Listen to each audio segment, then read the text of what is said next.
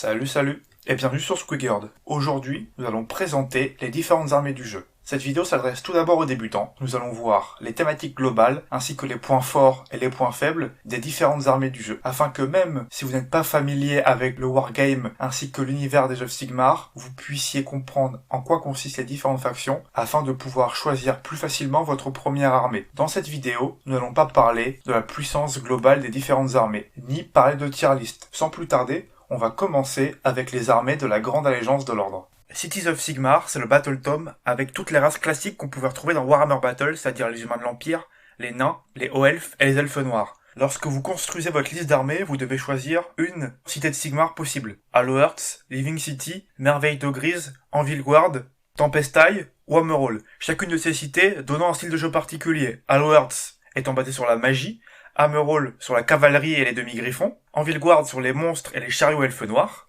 Merveille d'Ogriz sur l'artillerie et les machines de guerre, Living City sur la FEP et la phase de tir, tandis que Tempestaille va se baser lui aussi sur une phase de tir avec beaucoup d'unités, sur la mobilité en phase de mouvement, ainsi que sur l'impact de l'adversaire au premier tour de jeu. En plus d'avoir les cités qui vous dirigent vers un style de jeu particulier, chaque unité d'une race possède un héros qui va l'améliorer, et vous allez chercher à jouer avec les qualités et les défauts de chacune des unités de chacune des races, pour soit partir en quelque chose de très spécialisé, ou de mélanger un peu tout ce qui fonctionne, afin d'avoir une armée mixte qui est capable de gérer toutes les situations.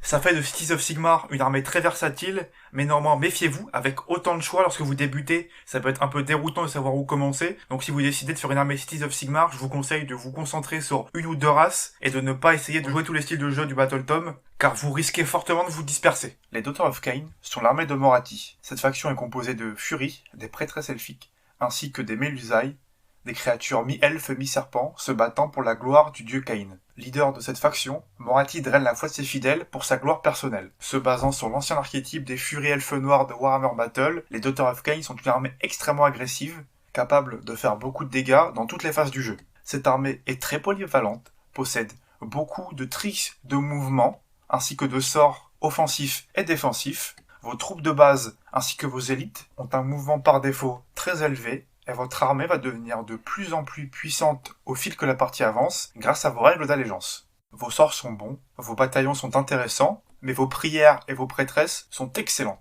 Néanmoins, les Daughters of Khaine sont par défaut fragiles, possèdent rarement une sauvegarde au date 4, et vous allez devoir profiter des différents effets de votre armée afin de rendre celle-ci un peu plus résistante. Certains effets de l'armée incitent à jouer de la horde, même si il existe des options d'élite dans l'armée. Donc prenez cela en compte lorsque vous décidez de vous lancer dans les Daughters of Khaine. On vient de parler des femmes elfes agressives, parlons à présent des mâles nains agressifs. Les Fyreslayers sont les héritiers des tueurs nains de Battle. C'est donc une faction de furieux berserkers, violents et résistants, mais néanmoins un peu lents. Vous avez beaucoup de capacités pouvant augmenter votre sauvegarde, que ce soit aux blessures régulières ou aux blessures mortelles. Votre bravoure est assez haute, vous avez de nombreux moyens de vous immuniser à cette phase de déroute. Vos prières sont d'excellents outils. Par contre, cela vient avec la contrepartie que vous ne pouvez pas vous défendre de la phase de magie adverse de la même manière qu'il ne peut pas se défendre de vos prières. En plus de ça, beaucoup d'unités dans la faction ont à peu près la même tête, donc si vous n'aimez pas les nains roux en pagne, passez votre chemin. Prenez bien en compte aussi que vous êtes très dépendant de vos héros, bien plus que d'autres armées ne le sont, et donc vous devrez les protéger à tout prix. Si vous aimez les nains, les tueurs nains, ainsi que les armées agressives, Fyreslayer est une faction faite pour vous. En plus, Gotrek sera du plus bel effet dans une telle armée. Les Idonettes sont une race d'elfes des profondeurs, chevauchant des créatures marines, et devant moissonner les âmes de leurs ennemis, afin d'assurer la survie de leur espèce. Sur la table, il s'agit principalement d'une armée de cavalerie très rapide, basée sur un système de marée qui donne de puissants bonus à votre armée en fonction du tour, mais qui en contrepartie vous impose un certain rythme. Les Idonettes font partie des armées les plus rapides du jeu, capables à la fois de traverser la table ou bien de fiabiliser leurs charges lorsqu'ils arrivent de réserve. Si vous aimez donc les armées de cavalerie qui impactent fort et rapidement, la faction est faite pour vous. Prenez en compte tout de même que, comme je l'ai dit tout à l'heure, les Idonettes fonctionnent avec un système de marée, que vous devez maîtriser ce système qui vous impose un certain rythme afin de pouvoir tirer parti du plein potentiel de votre faction. De plus, si toute la partie cavalerie est très bonne, ce n'est pas le cas de la partie infanterie, car celle-ci ne profite pas assez de la vitesse globale de votre armée. Sachez aussi que la magie que vous avez à votre disposition est assez faible et que globalement, si votre armée tape fort, en retour, elle peut être plutôt fragile aux différentes sources de dégâts de votre adversaire. Les Kharadron Overlord sont l'armée de tir par excellence dans Age of Sigmar. Il s'agit d'une race de nains utilisant une technologie steampunk afin de se battre. L'armée est donc composée de dirigeables de plus ou moins grande taille ainsi que de nains en power armor. L'armée est extrêmement mobile et possède une puissance de feu sans égale grâce à ses différentes machines de guerre. Les différentes aptitudes permettent à vos vaisseaux de prendre leur envol afin de vous déplacer sur la table sans trop de restrictions, et les terrors permet de fiabiliser la capacité offensive de vos armes de tir. Peu de choses sont capables de résister à un tir soutenu d'une armée Kharadron, mais cela ne va pas sans contrepartie. Vous êtes souvent en infériorité numérique lorsque vous jouez à cette armée et vous avez peu de moyens de vous défendre si l'adversaire cherche à vous infliger des blessures mortelles. De plus, si vous êtes fort en tir, vous êtes très faible au corps à corps, et si certaines armes vous permettent de vous défendre dans la mêlée, ce n'est clairement pas le point fort de cette armée. Votre infériorité numérique fait aussi que même si vous êtes mobile, vous avez assez de mal à contrôler la table tant que l'ennemi est en vie. Enfin, Armanen oblige, vous n'avez pas de sorcier si vous n'utilisez pas d'alliés, et donc vous aurez assez de mal à vous défendre contre la phase de magie de votre adversaire. Les Luminettes sont les elfes gouvernés par Tyrion et Théclis, et sont divisés en plusieurs castes, les elfes de lumière et les elfes de la montagne. Les elfes de lumière tirent leur force des blessures mortelles infligées, ainsi que de leur capacité à faire fuir l'ennemi lors de la phase de déroute via différents effets. Les elfes de montagne, eux, sont très résistants et sont capables, via leurs esprits de la montagne, infliger de lourds dégâts à votre adversaire. Par ailleurs, les Luminettes possèdent beaucoup de sorts et sont donc capables, via leur magie, de faire face à de nombreuses situations. Toutefois, beaucoup d'effets de l'armée viennent avec une contrepartie, et si vous jouez à Luminette, vous devrez donc vous adapter à la situation et savoir quand profiter ou ne pas profiter de vos effets afin de pouvoir remporter la victoire. Les Séraphons sont des hommes lézards combattant les forces du chaos via la magie stellaire et d'immenses dinosaures. Si vous aimez les armées avec beaucoup de choix, les Séraphons sont une des options que vous avez en order. Il y a plus de 27 unités disponibles, la plupart venant directement de Warhammer Battle. En Séraphon, vous avez beaucoup de moyens de générer des points de commandement, votre magie est excellente, car vous avez accès à un des meilleurs sorciers du jeu, Lord Croak, qui est capable de lancer 4 sorts par tour, tout en ayant des sorts extrêmement agressifs faisant beaucoup de dégâts. Les Séraphons possèdent une force offensive qui n'est pas à sous-estimer. Ils ont plusieurs options de choix dans leur armée, les rendant soit plus mobiles, soit plus résistants. Avec toutes ces qualités viennent certains défauts. Si vos héros rendent vos unités très puissantes, cela va sans dire que si vos héros meurent, la globalité de vos synergies et de vos plans de jeu vont s'écrouler et mourir avec eux. Donc, comme avec les Fire Slayer, il est très important de protéger ces unités-là. De plus, les Séraphons font partie des factions historiques qui ont beaucoup de choix d'unités, l'armée étant là depuis assez longtemps. Certaines références sont assez vieilles et donc seront faites de résine ou de métal. C'est un point qu'il faut savoir afin de ne pas se faire surprendre lorsque vous démarrez une armée Séraphon. Les Sylvaneth sont une armée d'hommes arbres qui sont la création de la déesse de la nature Alarielle. Donc si vous êtes un ami de la nature et que vous aimez tout ce qui peut vous rappeler les Ents ou les elfes sylvains, cette armée est faite pour vous. La quasi-totalité des modèles de l'armée sont assez récents et donc sont de très bonne facture. Et grâce à vos forêts, vous pouvez facilement occuper la table en invoquant des dryades et les Kurnoth Hunters font partie des meilleures infanteries d'élite du jeu. L'armée est assez mobile et possède un gameplay intéressant qui est donc basé sur les forêts et la mobilité. Par contre, sachez plusieurs choses. En fonction de la table sur laquelle vous allez jouer, vous pourrez peut-être ne pas poser vos forêts là où vous voulez et donc ne pas tirer parti de toutes vos règles. Vous êtes assez sensible à la blessure mortelle et à la pénétration d'armure, donc lorsque vous jouez Sylvaneth, ne vous attendez pas à être en mesure de résister à un assaut soutenu de la part d'un adversaire qui tape très fort. Surtout lorsque celui-ci est capable d'ignorer ou de supprimer toutes les capacités défensives que vous apportent vos forêts, que ce soit au niveau de la couverture ou de la protection contre le tir.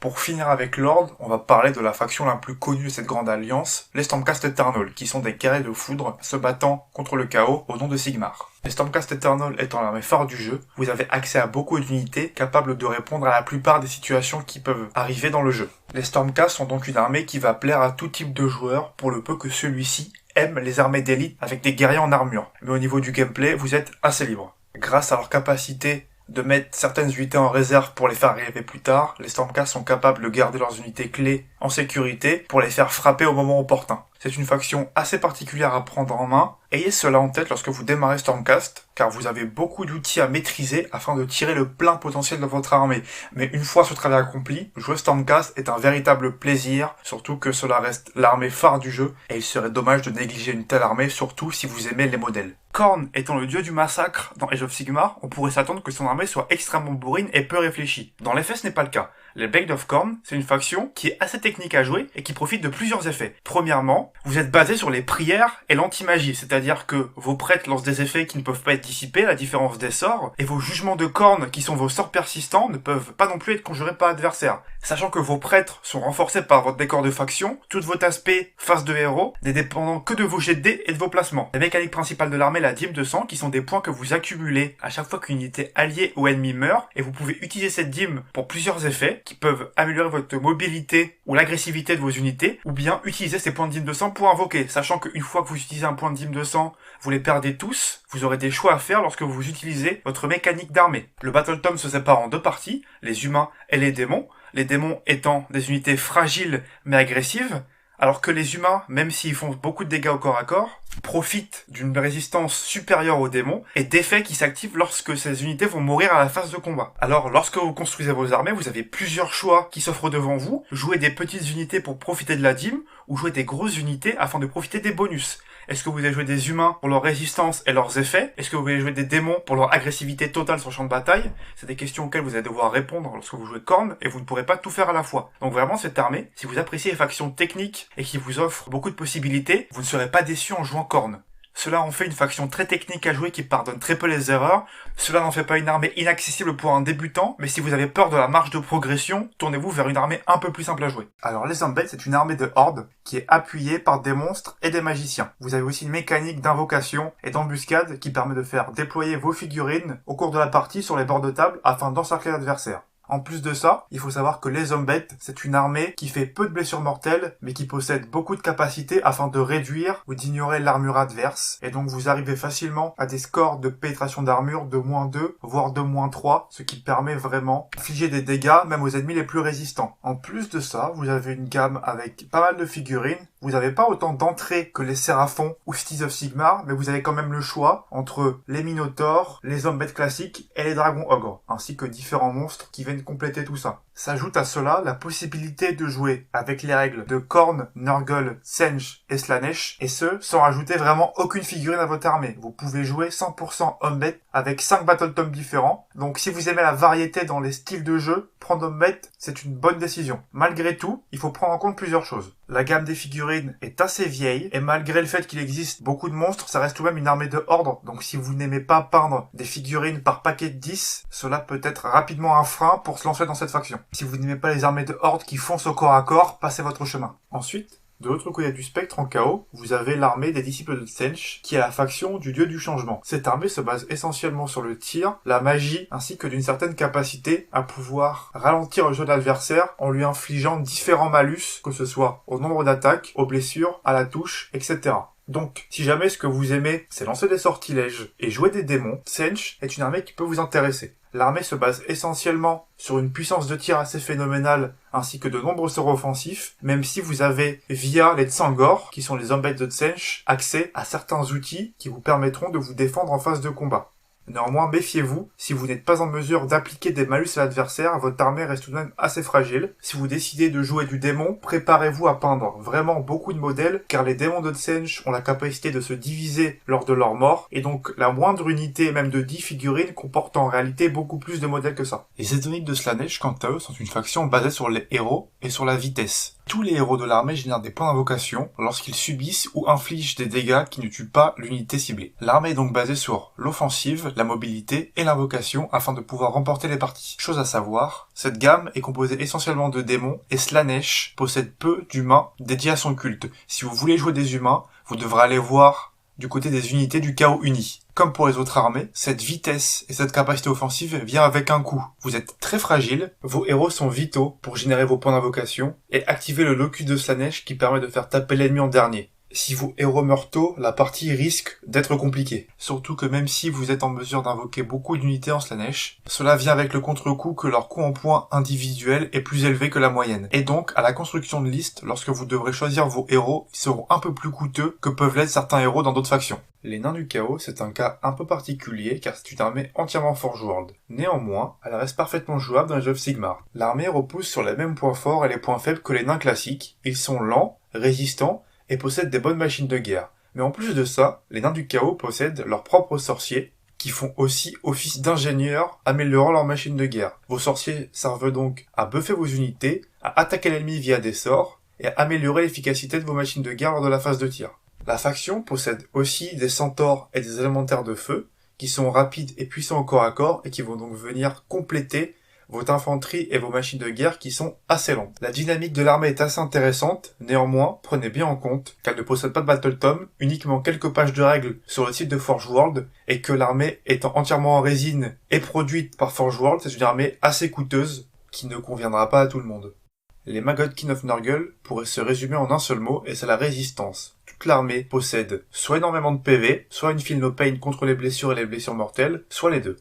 La règle d'armée est un cycle de corruption qui avance à chaque tour et qui vous donnera différents bonus ou infligera différents malus à l'adversaire. Ce cycle vous permettra d'achever des ennemis ou bien d'augmenter la mobilité ou les dégâts de vos unités. Combiné avec votre décor de faction qui vous permet de courir et charger, si de prime abord Nurgle ne paraît pas être une armée mobile, avec les bonnes synergies vous pourrez prendre facilement votre adversaire de vitesse. Évidemment, sans ces bonus, votre armée est très lente, les unités de Nurgle ne sont pas les plus fortes au corps à corps et un des défauts majeurs de l'armée, c'est que la majorité de vos effets peuvent être ignorés ou pire, retournés contre vous si l'ennemi possède lui aussi le mot-clé Nurgle. Alors, les Skaven, c'est la faction du 5e dieu du chaos, le Grand Racornu. C'est une faction de horde avec énormément de choix. Vous vouliez jouer du tir, de la horde, du corps à corps, des unités qui prennent en embuscade l'ennemi, ou même des monstres, voire de la magie, vous pouvez à peu près tout faire en Skaven. L'armée peut se téléporter grâce à ses décors de faction, possède beaucoup de blessures mortelles et énormément de saturation. Néanmoins, les Skaven ont une bravoure assez basse, sont plutôt fragiles, à l'exception des héros Behemoth qui sont, pour le coup, eux, tous assez résistants. Si vous aimez la horde, infliger beaucoup de dégâts à votre adversaire et avoir des capacités qui vont récompenser une prise de risque, alors Skaven c'est un bon choix.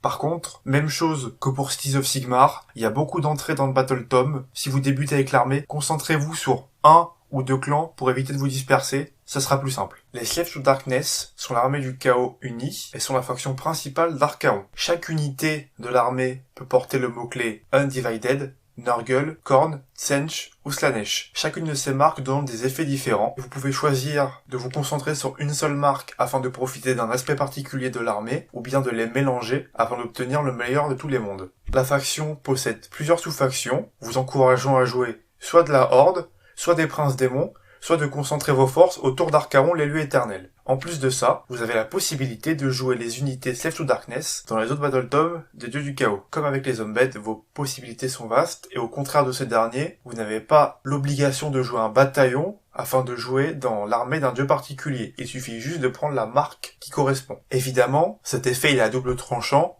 car vous serez parfois plutôt tenté de jouer votre armée dans une faction d'un dieu en particulier, plutôt que d'utiliser les règles Slaves to Darkness. La faction vous force donc à faire des choix, vous ne pourrez pas tout faire en même temps. Pour la mort, commençons avec les Flesh Eater Courts. C'est une armée composée de ghouls extrêmement agressive. Toutes les unités de l'armée ont la possibilité, pour un point de commandement ou sous certaines conditions particulières, de taper 2 fois de suite à la phase de combat. Vous couplez cela avec des profils d'attaque très violents, vous avez une armée qui tape vraiment très fort. Les héros Flesh Eater Courts ont la possibilité d'invoquer des unités Flesh Eater sur le bord de table, ou d'en faire revenir à la phase de héros, permettant donc à vos unités de résister plus longtemps. Par ailleurs, la Terrorgeist, que ce soit sa version avec un Ghoul King qui monte la bête, ou bien la version où la Terrorgeist est seule, font partie des unités les plus létales du jeu, ce qui fait de Flesh Eater un bon choix si vous aimez bien jouer des armées composées de gros monstres. Car cette faction vous donne la possibilité de jouer presque exclusivement de l'infanterie monstrueuse et des gros monstres. Toutefois, si vous aimez la variété dans les figurines que vous jouez et que les armées agressives ne vous attirent pas, ne jouez pas Flesh Eater car c'est une armée avec une gamme de figurines assez restreinte basée sur le rush de l'ennemi afin de pouvoir lui infliger un maximum de dégâts le plus rapidement possible. La faction Légion de Nagash, c'est la faction phare de la Grande Allégeance de la Mort. Vous pouvez y jouer la quasi-totalité des figurines de la gamme, que ce soit les squelettes, les morts-vivants, ou bien les Night Haunt et les vampires. C'est l'armée qui comporte Nagash, le dieu de la mort, et ses 3 Mortarques, Mannfred, Neferata et Arcane le Noir. Chacun de ces Mortarques et Nagash lui-même possède une sous-faction dans le Battle Tome, avec chacune ses mécaniques précises. Nagash repose sa faction sur une puissante magie et l'élite de la mort, les Morghast. Arcane utilise sa magie, utile mais un peu moins puissante que celle de Nagash, accompagnée d'une horde de squelettes. Neferata et Mannfred sont quant à eux accompagnés de manière plus classique de vampires, Neferata se reposant sur des malus infligés à l'ennemi, tandis que Mannfred est capable de faire arriver son armée sur les bords de table afin de déborder son adversaire. Vos héros sont capables de faire revenir une partie des pertes subies par la majorité des unités d'infanterie que vous pouvez jouer dans le Battle Tome, tandis que votre général, quant à lui, est capable de faire revenir certaines de vos unités complètement détruites. Si vous aimez le style de la mort et jouer des hordes accompagnées de héros puissants, ce Battle Tome est fait pour vous. Gardez à l'esprit cependant que la faction est insolente, ne possède aucune unité de tir sérieuse et repose beaucoup sur vos héros et plus précisément sur votre général. Si celui-ci meurt, le reste de votre armée peut rapidement suivre.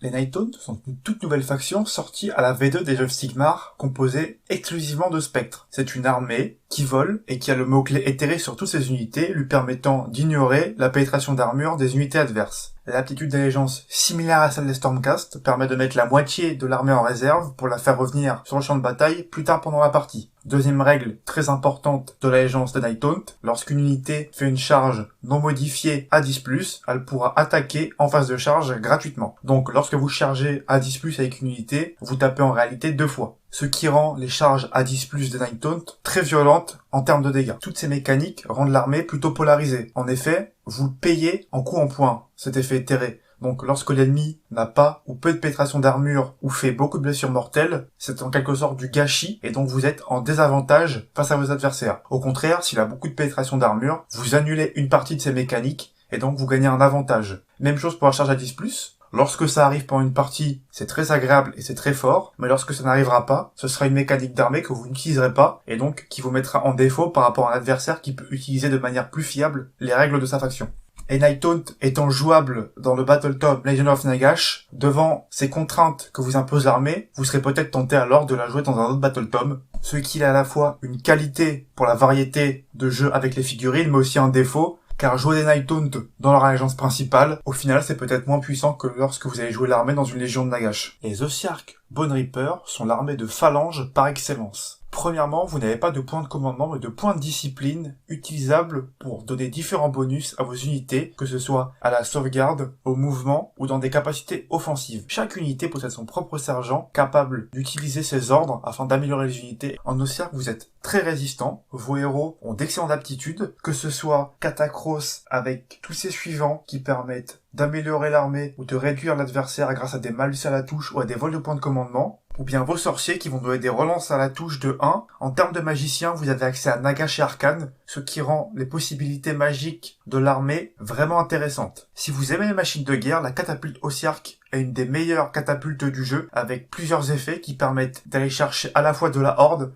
des behemoths, ou bien même les héros à pied ennemis, qui peuvent être facilement tués par la catapulte. Malgré sa grande résistance face au corps à corps, l'armée Ossiarch est assez lente sans les points de discipline et va très mal encaisser un grand nombre de blessures mortelles ainsi que les phases de tir adverses car elle n'a aucun moyen de s'en prémunir. Si vous aimez les armées avec un plan de jeu très strict et spécifique et qui ressemble à une phalange romaine, Ossiarch Bone Reaper est l'armée qui est faite pour vous. Le Battle Tome Hulk War Clan, comme son homologue Gloomspite et comme beaucoup de Battle Tome en destruction, comporte plusieurs sous-factions. Ici on aura les Iron Jaw, qui sont les descendants des orques noirs, les Bone Splitters, qui sont la partie orques sauvages, et la Big Wag, qui permet de jouer les deux en même temps.